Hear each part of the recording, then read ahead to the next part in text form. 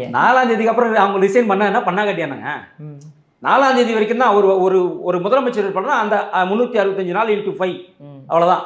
அப்ப ஆட்டோமேட்டிக்கா ஒரு பதவி காலம் எண்ணி வரைக்கும் முடியுது. அதனாலதான் அந்த தேதி எண்ணிக்கை வைப்பாங்கனாக்கா பதவி காலம் முடிகிற அன்னைக்கு தான் உங்களுக்கு ஓட்டு எண்ணிக்கை முடிச்சு உங்களுக்கு வந்துட்டு அடுத்த முதலமைச்சருக்கான தேர்வு நடக்கும். மே 4ஆம் தேதியோட அவங்க பதவி காலம் முடிஞ்சிருச்சு. யாருக்கு? மம்தா பானர்ஜிக்கு முடிஞ்சிச்சுன்னும் போது அது ஆட்டோமேட்டிக்காக அவங்க டெலிட்டட். அவங்க ஆட்டோமேட்டிக்காக அவங்க டீக்வாலிஃபை ஆயிடுறாங்க. அவங்க வெளியே வந்துடுறாங்க. அப்புறம் நீ என்ன ரிசைன் பண்ணுறது? நீ வெளியே போன கழுத்தை பிடிச்சி முடிய பிடிச்சி வெளியே துரத்திடுவாங்க. நீ என்ன வெளியே போக மாட்டேன்னு சொல்கிறது? அதாவது உனக்கு இன்னும் கூட பதவி ஆசை போகல பாருங்க.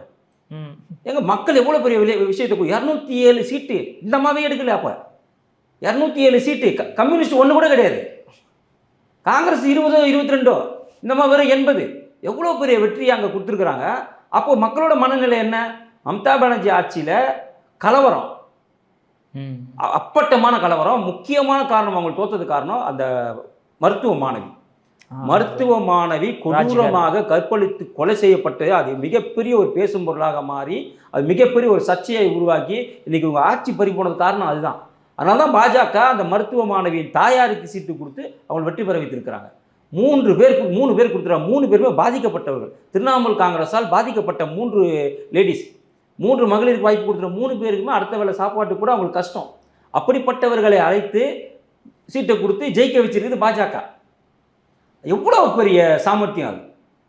இங்கே இருக்கிற மாதிரி நின்னவங்களெல்லாம் நிற்கலையே, புதுசாக யோசிச்சிருக்கிறாங்கல்ல. அதே போல் சிந்தனை தான் தமிழ்நாட்டிலையும் வரணும். தமிழ்நாட்டில் இதே போல் சிந்தனை வரணும். இப்போ தாவேக்கா இப்போ ஒன்றே உதாரணம் சொல்லுவாங்க. நாங்கள் தாவேக்கில் பார்த்து ஆட்டோக்காரெலாம் கொடுத்துடணும். ஆட்டோக்காரனை பார்த்தா ஓட்டு போட்டாங்க. ராயபுரத்தில் அந்த ஆட்டோக்காரன் யாருக்குமே தெரியாது. பல்லாபுரத்தில் காமாட்சி யாருன்னு யாருக்குமே தெரியாது. அதே போல் தாம்பரத்தில் வேட்பாளர்னு யாருக்குமே தெரியாது. எல்லாருமே வேட்பாளரை மறந்துட்டாங்க, தமிழ்நாட்டை மறந்துட்டாங்க. சினிமா மோகத்தில் விஜய்க்கு ஓட்டு போட்டுட்டாங்க. இதான் நடந்துச்சு. அது மேற்கு வங்கத்தில் நடக்கலை. என்றைக்குமே அது தமிழ்நாட்டில் மட்டும்தான் அது மாதிரியான விசித்திரமான சம்பவங்கள்லாம் எங்கே நடக்கும்னா தமிழ்நாட்டில் மட்டும்தான் நடக்கும். ஏன்னா தமிழ்நாட்டை புரிந்து கொள்ளவே முடியாது. கூத்தாடி பின்னால் போகிற வரைக்கும் இங்கே இருக்கக்கூடிய மக்களை புரிந்து கொள்ளவே முடியாது. உண்மையிலே சென்டிமெண்டலி ரொம்ப வீக்கான ஒரு மாநிலம் இருக்குதுன்னு சொன்னாக்கா அது தமிழ்நாடு தான். அதை விஜய் நல்ல சாமர்த்தியமாக பயன்படுத்தி கொண்டு அதை அறுவடை பண்ணிட்டார். விஜய் நம்ம அடிக்கவே இல்லை.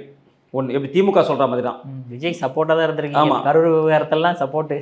விஜயை நம்ம தொடவே இல்லை. திமுகவும் விஜயை தொடவே இல்லை. விஜய் இவ்வளோ பெரிய ஒரு மாயை கிடைக்கும்னு விஜய் நினச்சிருக்க மாட்டார். எனக்கு தெரிஞ்சு விஜய் நினச்சிருக்க மாட்டார். நாம் அதிமுக கூட்டணி என்ன பண்ணிட்டாங்க அப்படின்னாக்கா திமுக கூட்டணியே எதிர்க்கிறதாவே நம்ம வந்துட்டு மோஸ்ட்லி அங்கேயே இருந்துட்டோம். திமுக கூட்டணி எதிர்க்கணும், திமுகவுடைய ஊழலை வெளியே கொண்டு வரணும், திமுகவுடைய சட்டம் ஒழுங்கு சரியில்லை இதை சொல்லணும். இதைத்தான் நம்ம பண்ணுமே தவிர சைட்லேருந்து ஒருத்தர் வர்றதை நம்மளும் விட்டுட்டோம், திமுகவும் விட்டுட்டாங்க. இதுதான் ரொம்ப முக்கிய காரணம். நாம் இவருடைய விஷயங்களை வெளியே பேசவே இல்லை. நம்ம விஜய் கிட்ட நிறைய தப்பு இருக்குது. அவர்கிட்ட ஆரம்பத்தில் ஊழல் இருக்குது, அவர்கிட்ட ஆரம்பத்தில் பொய் இருக்குது. அதை எதையுமே நாம் பேசலை. திமுகவும் பேசலை, அதிமுகவும் பேசலை. இதுதான் ரொம்ப முக்கியமான காரணமாக நான் நினைக்கிறேன். அது இல்லாமல் சீட்டு இருக்கு இல்லையா, யார் இந்த சீட் ஷேரிங் கொடுத்தாங்க பார்த்தீங்களா, அது நிறைய குளறுபடிகள். எந்த இடத்த வாங்கியிருக்கணும், எந்த இடத்த கொடுத்துருக்கணும். இப்போ பார்த்தீங்கன்னாக்கா இவங்களுக்கு புதுக்கோட்டையில் பாஜகவுக்கு 4 சீட்டை கொடுத்துட்டாங்க. புதுக்கோட்டையில் ஒரே இடத்துல 4 சீட்டுங்கிறது கொடுத்துருக்கக்கூடாது, இவங்க வாங்கியிருக்கக்கூடாது. அதே போல் கன்னியாகுமரியில் அங்கேயும் 5 சீட்டு கொடுத்தாங்க. அங்கேயும் அதுமாதிரி கொடுத்துருக்கக்கூடாது, வாங்கியிருக்கக்கூடாது. சென்னையை முழுசாக இவங்க நம்பினாங்க, அதுவும் முடியாமல் போச்சு. இப்படி பிரித்து கொடுக்குறத தவறாக பிரித்து கொடுத்துட்டு இதில் கரெக்டாக வாங்கினது ஒரே ஒரு ஆள் யாருன்னு பார்த்தீங்கன்னாக்கா அன்புமணி ராமதாஸ். Correct sir. அவங்க மட்டும்தான் வட மாவட்டத்தில் அவங்களுக்கு தேவையான சிட்டை ரொம்ப அடம்பிடிச்சி வாங்கின காரணமாகத்தான் இன்றைக்கி அதிமுக கூட்டத்தில் 2வது இடத்துல இருக்கக்கூடியது அவங்க. யாருக்கு அடுத்து அதிமுக அடுத்து 2வது இடத்துல இருக்குது அவங்க தான் இருக்கிறாங்க. அவங்க கிட்டத்தட்ட 5 சீட்டு வெற்றி பெற்று இன்றைக்கி 5 சீட்டு 4 சீட்டு வெற்றி பெற்று இன்றைக்கி இருக்கிறாங்க. அதுவும் அவங்க அந்த வட மாவட்டத்தை தேடி வாங்கிட்டாங்க. இன்னொன்று, இன்றைக்கி அதிமுக இந்த அளவுக்கு சீட்டு இருக்குன்னா கூட வட மாவட்டத்தில் இருக்க சீட்டு தான். சிவி சண்முக கண்ட்ரோலில் இருக்கக்கூடிய விழுப்புரத்தில் மட்டுமே இவங்களுக்கு 6 சீட்டோ 7 சீட்டோ 5 சீட்டோ 4 சீட்டோ இவங்களுக்கு. அதே போல் சேலம் பகுதியில் இருக்கக்கூடிய இதில். ஆனால் இவங்களுக்கு சவுத் சைடில் இல்லவே இல்லை. மதுரை சைடில் டோட்டல் வாஷ் அவுட். ஏன்னா இவங்க total wash out. Madurai Trichy அந்த பக்கம்லாம் பார்த்தீங்கன்னா டோட்டல் வாஷ் அவுட். இவங்க ஓரளவுக்கு கோயம்புத்தூர்லேயும் வாஷ் அவுட். எஸ்பி வேலுமணி மட்டும்தான் வெற்றி. ஆமாம், அப்போது இது வந்து ஒரு ஒரு மாயையில் அப்படி போய் இப்படி வந்துருச்சு. அதை ஒன்றுமே பண்ண முடியாது, யாருமே அது ஒன்றுமே பண்ண முடியாது. எப்படி 2014 ஒன்று நடந்துச்சு, நம்மளுடைய நரேந்திர மோடிக்கு நடந்துச்சு, இந்தியா முழுக்க நடந்துச்சு, அது போல் இங்கே நடந்துச்சு. அதை விட மொத்தமாக நினச்சா கிடையாது, 3ஆக பிரிஞ்சிருச்சு.